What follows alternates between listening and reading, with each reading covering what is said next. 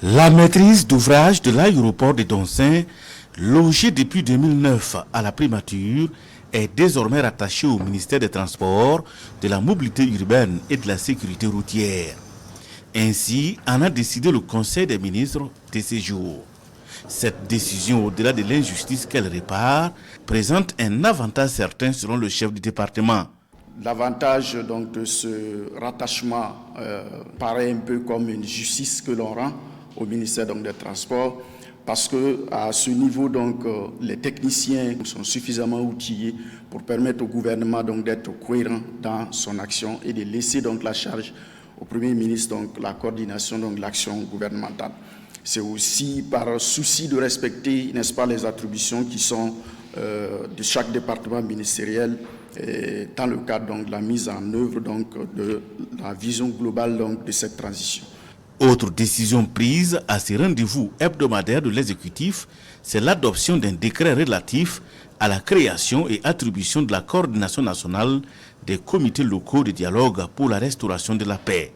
Ce sont des structures endogènes portées par des personnes ressources des communautés à la base et chargées d'établir le dialogue et la communication entre des fils du Burkina. Au niveau du gouvernement, nous pensons qu'il est de notre devoir de saisir cette opportunité pour encourager toute initiative de dialogue endogène qui doit nous permettre d'aboutir à un apaisement et à un retour de la paix dans les localités concernées. Je dois préciser quelque chose de très important. Il ne s'agit pas de négociation.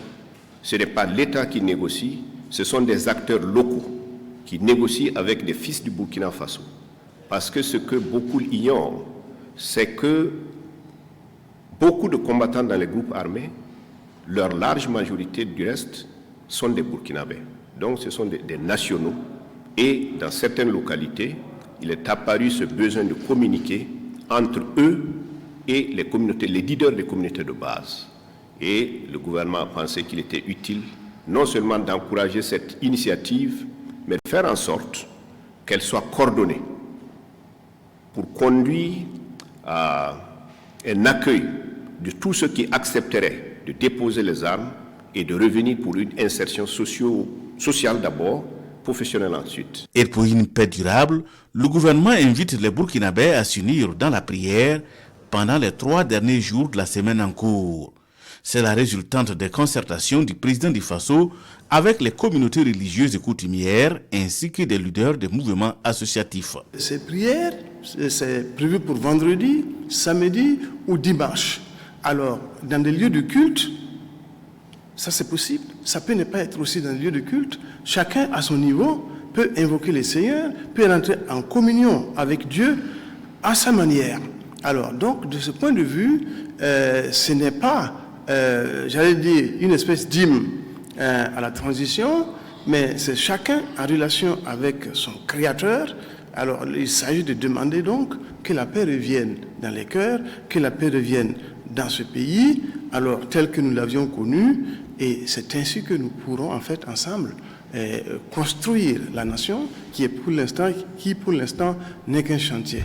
Le Conseil de séjour a également permis d'adopter plusieurs autres rapports, dont celui relatif à une ordonnance portant autorisation de ratification de dons conclus avec l'Association internationale de développement IDA le 2 décembre 2021.